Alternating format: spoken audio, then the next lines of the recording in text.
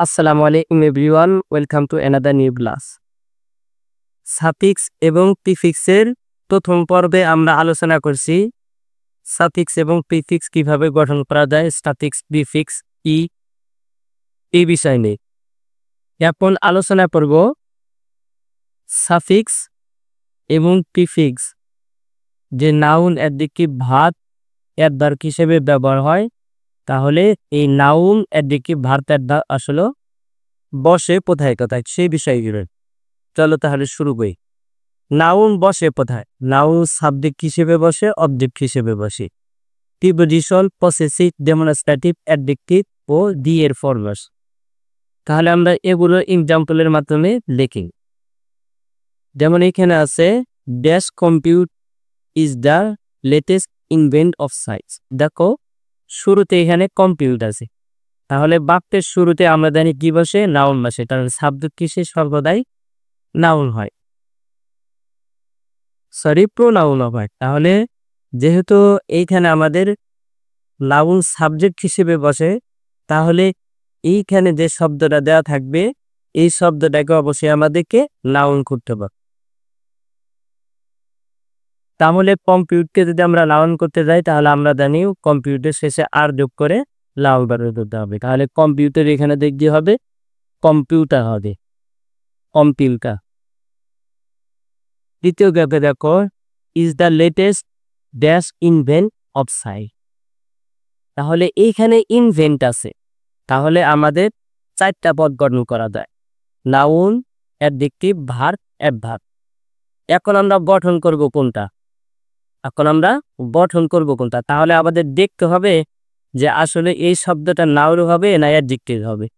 এটাকে আমাদের বুঝে নিতে হবে। যদি বুঝতে পারি অ্যাডজেক্টিভ হবে, তাহলে অ্যাডজেক্টিভ গঠন করব। আর যদি বুঝতে পারি যে নাউন হবে এখানে, তাহলে নাউন গঠন। যা আমরা জানি ডি এর পরে নাউন হয়, আবার লেটেস্ট অর্থাৎ সুপারলেটিভ এর চিহ্নের পরও নাউন হয়। তাহলে যেহেতু ডি এর পরে নাউন হয়, তাহলে আমাদের এখানে শব্দটা কি করে দিতে হবে? ইনভেন্ট আছে, নাউন দিতে হবে ইনভেনশন, শব্দের শেষে সংযোগ করে নাউন বাতিল করে দিতে হবে। তাহলে কি করেছি আমরা? ইনভেনশন করে গেছি।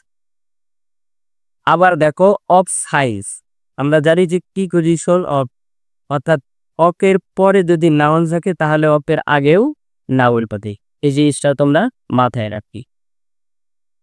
পরে আরেকটি এক্সাম্পল দেখি। We can do a single day without the dash of কম্পি। দেখো আমরা কি জানি যে এই শব্দটাকে কি গঠন করতে হবে? তা আমরা জানি যে ডি এর পরে শব্দটা কি হয়? Noun.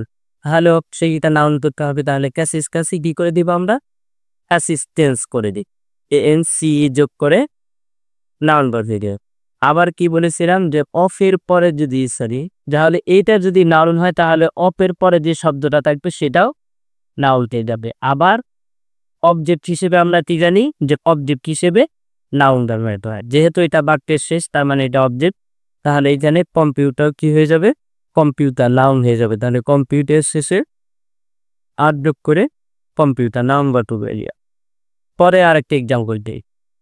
It stores and supplies dash info. আমরা কি জানি যে অবজেক্ট হিসেবে নাউন বসে। যেহেতু বাক্যের রেখার শেষে আমরা জানি কি বাক্যের শেষে যা থাকে তার অবজেক্ট হিসেবে পরিগণিত হয়, এবং ভার্বের পরে যা থাকে তাই যেহেতু এটা অবজেক্ট, তাহলে এখানে আমাদের কি করে দিতে হবে? নাউন করে দিতে হবে। তাহলে ইনফর্ম আছে, এখানে আমাদের ইনফরমেশন করে দিতে হবে, TION যোগ করে নাউ বানিয়ে দিতে হবে। আরেকটি এক্সাম্পল দিই। Now it is the ins world wide. It is importantly helpful to the dash develop of a country. তাহলে আমরা কি বলেছিলাম যে ডি এর পরে নাউন হয়। আমার অপের পরে যদি নাউন হয়, তাহলে অপে আগেও নাউন। জি এর পরে নাউন হয়, তাহলে এই ডেভেলপ শব্দটিকে আমাদের নাউন করে দিতে হবে। ডেভেলপ করে দিতে হবে মেন যোগ করে ডেভেলপমেন্ট করে দিতে হবে। আশা করি তোমরা বুঝতে পেরেছি যে নাউন কেন গঠন করা লাগলো এবং কেন নাউন গঠন করতে হবে, কি শব্দ যোগ করে নাউন গঠন করা। অ্যাডজেক্টিভ কখন বসে? ডি ভার্বের পরে বসে ও নাউনের আগে বসে। এক্সাম্পল দিই, computer is importantly dash help to the development of the country.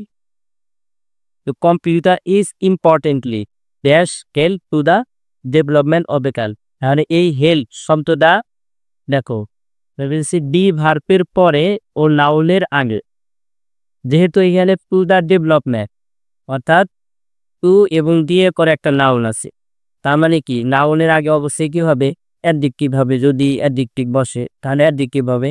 আবার এখানে দেখো বি ভার্বের পরে কিন্তু অ্যাডজেক্টিভ হয়, তাহলে বি ভার্বের পরে একটা অ্যাডভার্ব আছে আর অ্যাডভার্বের পরে গ্যাপ আছে, তাহলে এখানে অবশ্যই কি হবে, অ্যাডজেক্টিভ হবে, কারণ এরপর একটা নাউন আছে। এবং বি ভার্ব এবং অ্যাডভার্ব অথবা নাউনের মাঝখানে যদি গ্যাপ থাকে তাহলে সেটা অবশ্যই অ্যাডজেক্টিভ। আশা করি বুঝতে পেরেছি। তাহলে হেল্পটা কি হবে, হেল্প করে পুল যোগ করে অ্যাডজেক্টিভ বা ডিভার্ব দিতে হবে, সাবজেক্ট এবং তুই এর পরে ভার্ব বসে। একটা এক্সাম্পল দেখি, হি ক্যান নট এ জয় এ জয় লাই। এখন এইখানে গ্যাপে জয় আছে, এখন এই জয়টা কি হবে, তাহলে আমরা যদি বুঝতে পারি যে ভার্ব হবে, তাহলে দেখি কিভাবে। আমরা জানি যে সাবজেক্টের পরে ভার্ব হয়, আমরা কি জানি যে সাবজেক্টের পরে ভার্ব হয়, যেহেতু এখানে সাবজেক্টের পর ক্যান নট একটা ভার্ব আছে এবং মেইন ভার্ব নেই, তাহলে অবশ্যই আমাদেরকে বুঝতে হবে এই শব্দটা কি হবে, ভার্ব হবে, কারণ এই শব্দটা অ্যাডজেক্টিভ অর্ডারে করা যায়। যদি আমরা বুঝতে না পারি যে এখানে ভার্ব হবে না অ্যাডজেক্টিভ হবে, তাহলে কিন্তু ভুল হয়ে যাবে। তাহলে এখানে আমরা বুঝতে পারলাম যে এখানে কোনো ভাত নেই, তার মানে এই শব্দটাকে ভাত করে দিতে হবে। তাহলে জয়ের শুরুতে একটা প্রিফিক্স যোগ করে দেব, ইন, ইন যোগ করে enjoy, he can not enjoy a dash joy না, তাহলে এইখানে আরেকটি জয় আছে, তাহলে এই জয়টা কি হবে, ভার্ব হবে না অ্যাডজেক্টিভ হবে, তাহলে এটা আমাদেরকে বুঝতে হবে। দেখো কে জয় যায়, দেখো তাহলে যেহেতু ভার্ব আছে, সাবজেক্টের পরে যেহেতু আমরা ভার্ব নিয়ে নিয়েছি, তাহলে এখন ভার্বের পরে কি বসে, ভার্বের পরে অবশ্যই কি বলবে, ক্যান ভার্ব বলবে অথবা অ্যাডজেক্টিভ বলবে। যেহেতু বাক্যের শেষে লাই একটা নাউন দেওয়া আছে এবং শেষ অবজেক্ট নাউন এবং ভার্বের মাঝখানে একটা গ্যাপ আছে, কাজে এইটা অবশ্যই আমাদের কি করে দিতে হবে, অ্যাডজেক্টিভ করে দিতে হবে। তাহলে এ জয়াস লাই।